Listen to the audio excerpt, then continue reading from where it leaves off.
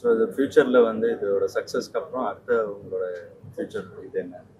இப்போ எனக்கு 290வது லேக் ராஜஸ்தானில் போயிட்டுருக்கு. சைமல்டேனியஸ்லி ஒரு 7 ஸ்டேட்ஸில் ஒர்க் போயிட்டுருக்கு.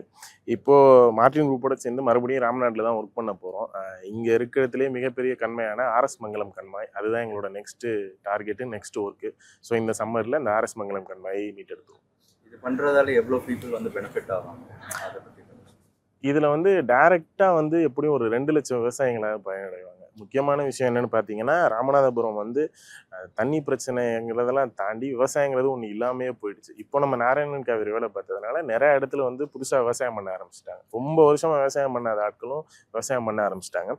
அதே நேரத்தில் நிறைய பேருக்கு தெரிஞ்சிருக்கும், இங்கே ராமநாதபுரத்தில் வந்து ரொம்ப பழமையான இனங்கள், நாய் இனங்கள் இருக்குது, ஆடு இனங்கள் இருக்குது, மாடு இனங்கள் இருக்குது, கோழி இனங்கள் இருக்குது. ஸோ இது எல்லாமே இந்த தண்ணி பிரச்சனைனால கொஞ்சம் கொஞ்சமாக அழிஞ்சுக்கு இருந்துச்சு. ஸோ இந்த விவசாயிகளோட சேர்ந்து பொதுமக்களோட சேர்ந்து இந்த மாதிரி உயிரினங்களுக்கும் இந்த தண்ணிங்கிறது மிகப்பெரிய நீராதாரமாக இருக்குது. ஏன்னா இவ்வளோ வருஷம் தண்ணி இல்லாததுனால அந்த எல்லா உயிரினங்களும் அழிஞ்சிட்டு இருந்துச்சு. அதை தாண்டி வந்து உப்பு தண்ணியை குடிச்சு நிறைய உயிரினங்களோட அந்த ஹெல்த்தும் பாதிக்கப்பட்டுக்கிட்டு இருந்துச்சு. ஸோ இப்போ இந்த எல்லா விஷயமே இந்த நாராயணன் காவிரினால சரியாக போகுது. விவசாயத்தை தாண்டி வேற எதுவும் நிலத்தடி நீர் அந்த மாதிரி விஷயம்? இங்கே ராமநாதபுரம் பார்த்தீங்கன்னா, இப்போ சாயல்குடி பகுதியிலேருந்து அந்த சைட்லாம் பார்த்தீங்கன்னா கடலோர பகுதி.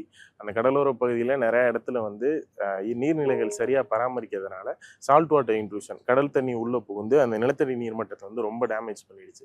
ஸோ இந்த நாராயணன் காவிரி சீரமைச்சு மிகப்பெரிய கண்மாய்களுக்கு தண்ணி போகிறப்போ கிரவுண்ட் வாட்டர் ரீசார்ஜ் ஆகி அந்த சால்ட் வாட்டர் இன்ட்ரூஷனுங்கிறது அந்த சைடு போகிறப்போ கிரவுண்ட் வாட்டரில் இருக்க அந்த சால்ட் வாட்டர் அந்த கண்டென்ட்டும் குறையும், நிலத்தடி நீரோட அந்த தன்மையும் மாறும்.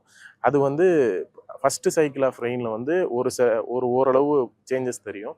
ஒரு 2-3 மழையெல்லாம் பார்த்ததுக்கப்புறம் முழுக்க 100% மாற்றங்கள் வந்துடும். ஸோ அந்த மாதிரி நிறைய விஷயங்கள் இதில் நீங்கள் பார்க்கலாம்.